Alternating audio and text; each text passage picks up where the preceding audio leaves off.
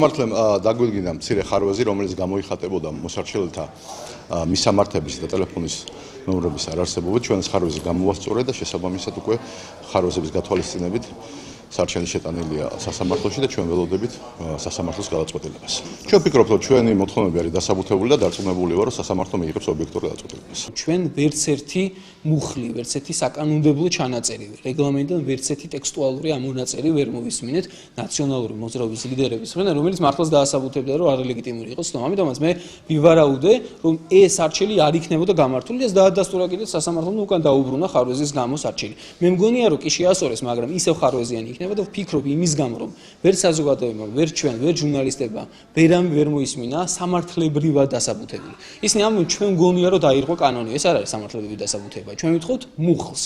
ვერ იქნება ასეთი მუხლი ნაპოვნი, იმიტომ რომ თავად ჩვენ ყველაფერი დოკუმენტალურად მოვამზადეთ კონკრეტულ მუხლებზე დაფუძნებით. ასე რომ მე მგონია, რომ ეს სარჩელი ნაციონალური მოძრაობისა განწირულია, ასე ვთქვათ, როგორც მინიმუმ მარცხისთვის შესაძლებელია საერთო წარმოებაშიც არ მიიღოს სასამართლომ, ამიტომ ყველაფერი მიმდინარეობს ძალიან ლოგიკურად და არალეგიტიმურობის საკითხი აბსოლუტურად არ გაქვს. დღის ეს რიგში